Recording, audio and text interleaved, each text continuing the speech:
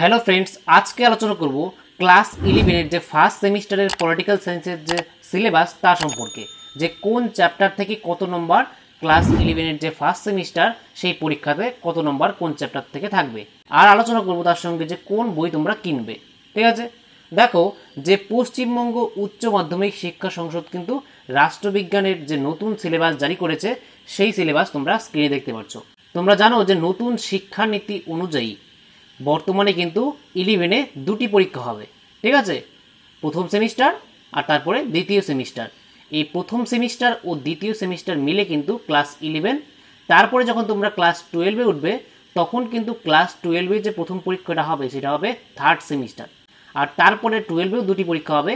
12-এর প্রথম পরীক্ষাটা বলা হবে থার্ড সেমিস্টার, আর 12-এ যে ফাইনাল পরীক্ষাটা দিবে সেটা হবে ফোর্থ সেমিস্টার।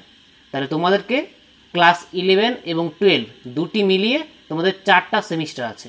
ক্লাস 11-এ 1-2 এই দুটি সেমিস্টার, আর ক্লাস 12-এ কিন্তু থার্ড ফোর্থ এই দুটি সেমিস্টার। ঠিক আছে, সেমিস্টার 1-এ থাকবে হচ্ছে এমসিকিউ 40 নম্বরের পরীক্ষা, আবার ক্লাস 12-এ যখন উঠবে তখনও কিন্তু থার্ড সেমিস্টারে 40 নম্বরে শর্ট কোশ্চেন অর্থাৎ এমসিকিউ থাকবে। আর ক্লাস 11-এ সেকেন্ড সেমিস্টারে কিন্তু বড় কোশ্চেনের সঙ্গে সঙ্গে এসিকিউ টাইপ কোশ্চেনও থাকবে। আর ক্লাস 12-এও কিন্তু যে ফোর্থ সেমিস্টার দেবে তখন কিন্তু বড় কোশ্চেন থাকবে। তাহলে ক্লাস 11-এর ফার্স্ট সেমিস্টারে 40 নম্বরের পরীক্ষা হবে তোমাদের এমসিকিউ এর উপরে। তাহলে দেখো কোন চ্যাপ্টার থেকে কত নম্বর আসবে।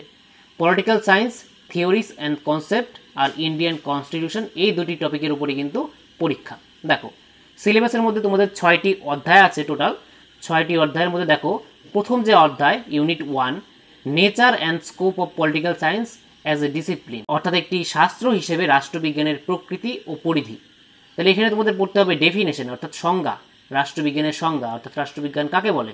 তারপরে nature of political science, nature অর্থাৎ প্রকৃতি, তাহলে রাষ্ট্রবিজ্ঞানের যে প্রকৃতি তার সম্পর্কে এই চ্যাপ্টারে পড়বে। তারপরে স্কোপ অফ পলিটিক্যাল সায়েন্স অর্থাৎ স্কোপ অর্থাৎ পরিধি, তাহলে রাষ্ট্রবিজ্ঞানের যে পরিধি অর্থাৎ রাষ্ট্রবিজ্ঞানে কী কী আলোচনা হয় তার পরিধি কতটুকু এখানে এই চ্যাপ্টারে তোমরা পড়বে।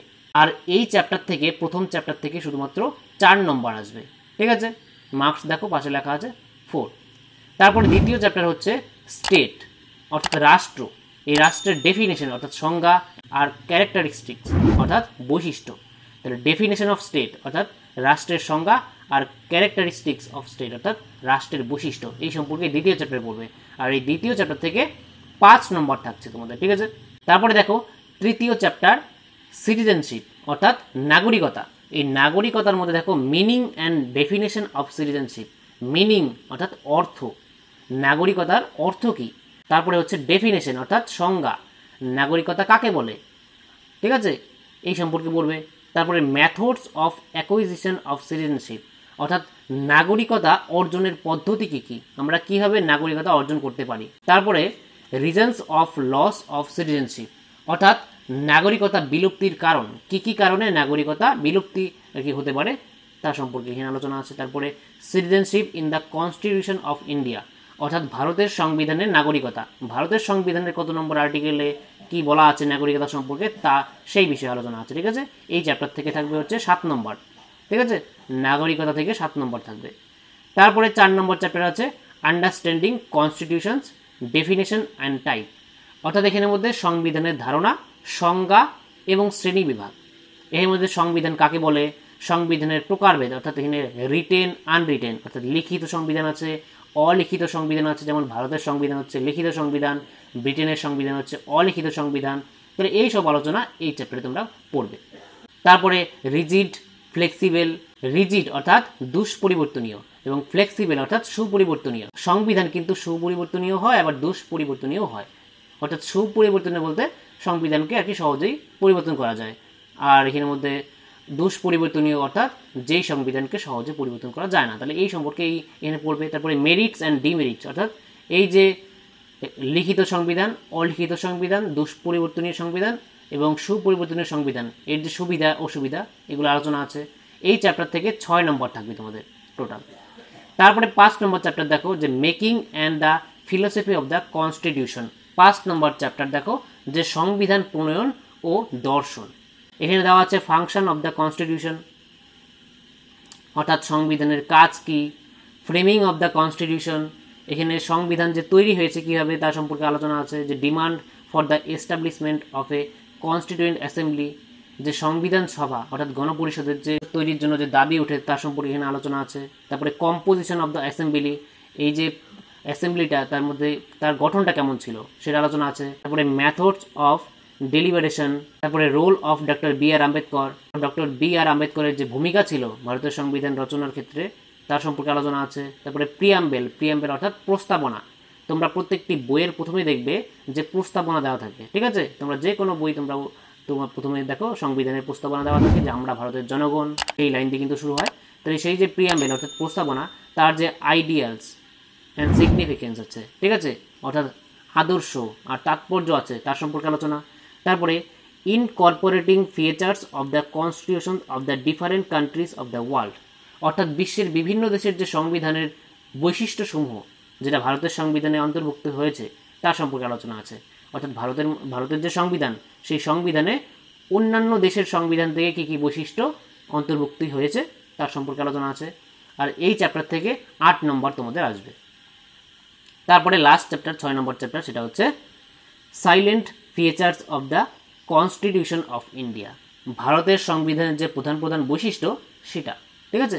তাহলে এখানে লার্জ কনস্টিটিউশন, বৃহত্তর সংবিধান ভারতের সংবিধান, রিটেন্স কনস্টিটিউশন অর্থাৎ লিখিত সংবিধান, তারপরে দেখো partly rigid and partly flexible অর্থাৎ অংশত দুষ্পরিবর্তনীয় এবং অংশত সুপরিবর্তনীয়, তারপরে পার্লামেন্টারি সিস্টেম, তারপরে দেখো federalism, quasi federal structure, fundamental rights and duties and directive principles, তাহলে এই সব কিন্তু তোমরা এই চ্যাপ্টারে পড়বে।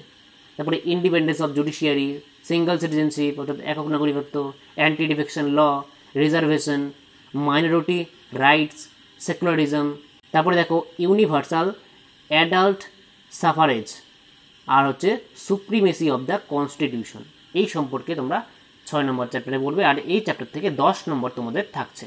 তাহলে টোটাল তোমাদের প্রথম চ্যাপ্টার থেকে থাকছে 4, দ্বিতীয় চ্যাপ্টার থেকে 5, তৃতীয় থেকে 7, চতুর্থ হচ্ছে 6, আর 5 নম্বর চ্যাপ্টার থেকে 8 নম্বর, আর 6 নম্বর চ্যাপ্টার থেকে 10 নম্বর। এই টোটাল হয়ে গেল 40 নম্বর। তাহলে এই 40-এ তোমাদের পরীক্ষা হবে ফার্স্ট সেমিস্টার। আর বলে রাখি, এই যে তোমরা তাহলে কোন বই পড়বে, তাহলে তোমরা নিমাই প্রামাণিকের কিন্তু বই কিনতে পারো, ঠিক আছে? রাষ্ট্রবিজ্ঞানের নিমাই প্রামাণিকের বই কিন্তু ভালো, আর তাছাড়াও কিন্তু সুবীর গায়েনেরও বইও ভালো। তাহলে তোমরা সেই বই দুটির মধ্যে একটি কিনতে পারো। আর আমি এই ইউটিউব চ্যানেলে তোমাদের প্রত্যেকটি ক্লাস করাবো এই সাবজেক্টের, ঠিক আছে? তাহলে তোমরা এই চ্যানেলটিকে সাবস্ক্রাইব করে রাখো যারা নতুন এসেছো, ঠিক আছে? কিছুদিন পর থেকে আমি ক্লাস শুরু করব। আর তোমরা এই ভিডিওটি তোমাদের বন্ধুদের সঙ্গেও শেয়ার করতে পারো যে কোন চ্যাপ্টার থেকে কত নম্বর আসবে, এবং তোমরা এই ইউটিউব চ্যানেলের লিঙ্কটিও দিতে পারো যাতে সবাই তোমাদের বন্ধুরা ক্লাস করতে পারে রাষ্ট্রবিজ্ঞানে, ঠিক আছে? তাহলে ভিডিওটি শেষ পর্যন্ত দেখার জন্য তোমাদেরকে অসংখ্য ধন্যবাদ। দেখা হচ্ছে পরের একটি নেক্সট ভিডিওতে, ততক্ষণের জন্য বাই।